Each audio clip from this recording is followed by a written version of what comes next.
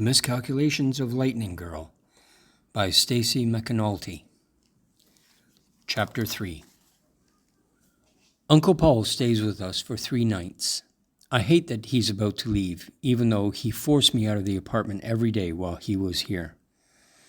We've gone for ice cream, gone to the movies, bought groceries, and gone bowling. He bowled. I watched. I give Uncle Paul a hug in the parking lot. Nana and I don't know when we'll see him again, but I'm happy to get my room back and my bed. Nana kicks in her sleep. It's like she's on a treadmill. I'm going to miss you, genius. He kisses my cheek. Be good for the old lady. Who are you calling old? Nana gives him a hug, then a kiss, then another hug, and another kiss. Okay, Ma, you're turning into Lucy. Very funny, I say. Nana and I watch Uncle Paul get into his Jeep and drive off. He waves an arm through the open window. Nana wipes her eye with her thumb.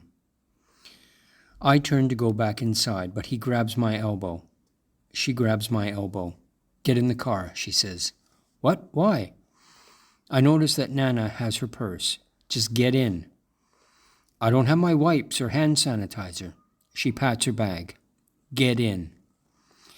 I sit, stand in the front seat, which is harder to do in the car than in the living room.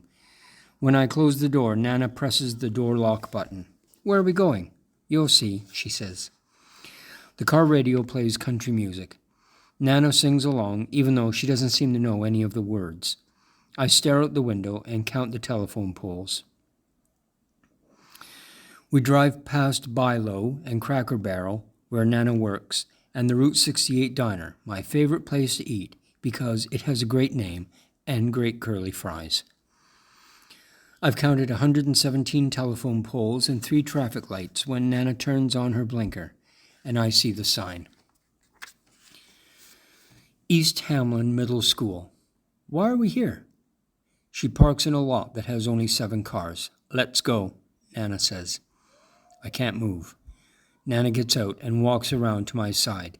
She yanks open my door, reaches across me, and takes off my seatbelt. I will carry you, she threatens. I know she can't lift me with her bad back, and I'm already taller than she is. I also know that we aren't leaving until she gets what she wants. Tell me why we're here, I say, without looking at her. She sighs. My darling genius granddaughter, don't play dumb with me. I'm not. You're going to middle school, she says.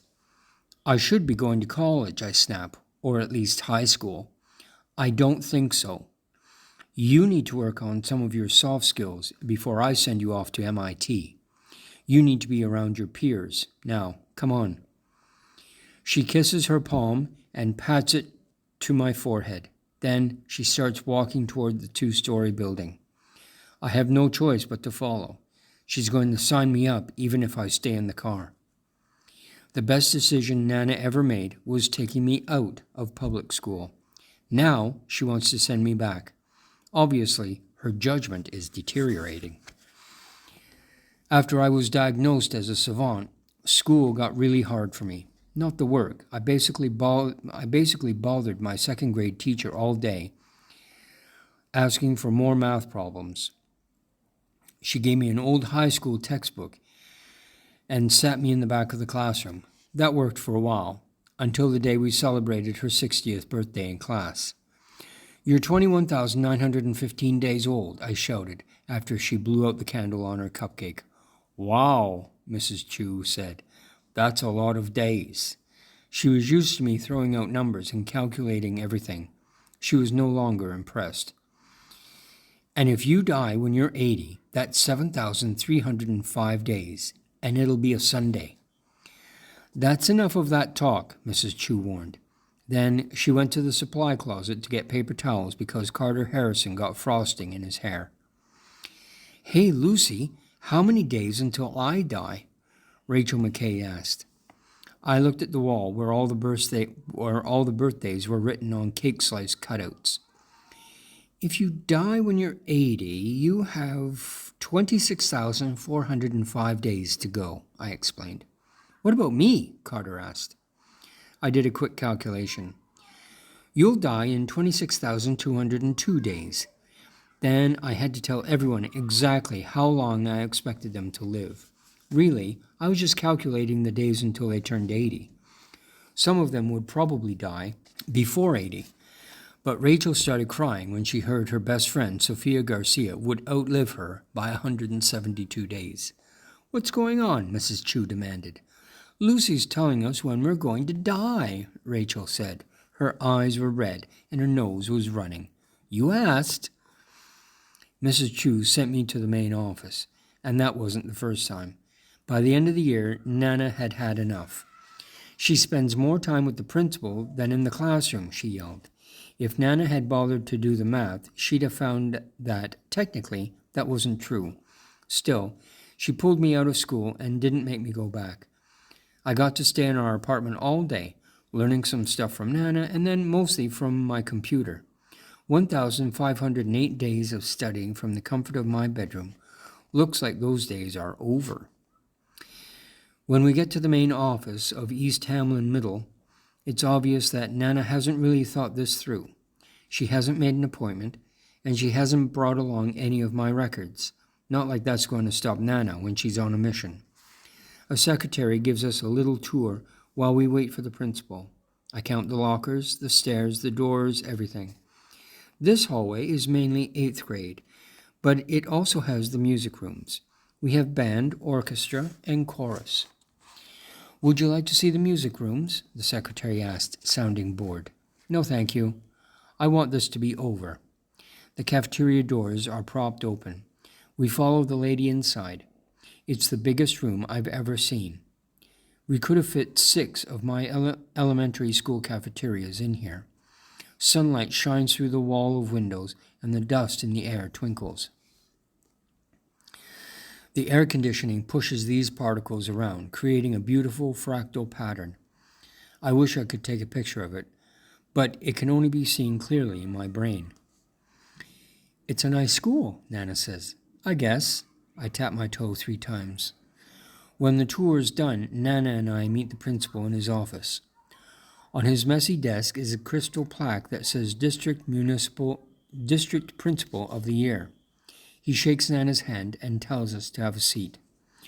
I sit, stand in a wooden chair. Dr. Cobb stares but doesn't say anything. I wish I could explain it to him. If I don't do this routine, my brain will go into frantic repeat mode. The digits of pi will take over like an infection. I won't be able to concentrate on anything but the numbers. Nana pulls out an old receipt from her purse and helps herself to a pen from the principal's desk. When's the first day of school? She asks. First day for students is August 27th. And what time do classes start? Homeroom begins at 7:30, but school ends at what time? Nana doesn't let the man talk. 10 after 2. And what grade will Lucy be in? We need to slow down here. Mr. Cobb holds up his hands. Please, Mrs. Callahan, may I ask a few questions? I'm not going to stop you. She leans back in her chair. Great. He smiles wide. Lucy has been homeschooled for how long? 1,508 days. Since 3rd grade, Nana says. And you've been her primary educator? He asks. For the most part. For the most part, we use a lot of computer resources. Nana smooths my hair. I push her hand away. Do you have her records? He asks. The state requires attendance, grades, and end of year all A's, Nana interrupts again. Lucy's very smart. Very, very smart. She doesn't say genius or savant or prodigy. She doesn't mention the lightning strike. Do you have any records? He holds his hands and puts them on his desk. It's like he already knows the answer. I'll email them to you, she says. Nana hasn't kept any records, but I have. All my grades are neatly organized in a spreadsheet, and I have copies of every test, project, and paper stored in folders. We will also need immunization records. She writes that down. Anything else? Joyce is getting the rest of the paperwork. You'll find everything in there. Good. Nana clicks the pen closed and gives it back to Dr. Cobb. He looks at me again. You're 12? I nod. Well, Lucy, welcome to East Hamlin Middle and to 7th grade. He offers me his hand. I don't shake it. Lucy doesn't shake hands, Nana explains. She's afraid of germs. That's true. Nana is forcing me to be part of this germ-infested community, where the people are called my peers only because we are the same age. The real peers are creating algorithms and solving problems. They'll be changing the world while I'll be wasting time memorizing textbooks and ducking dodgeballs.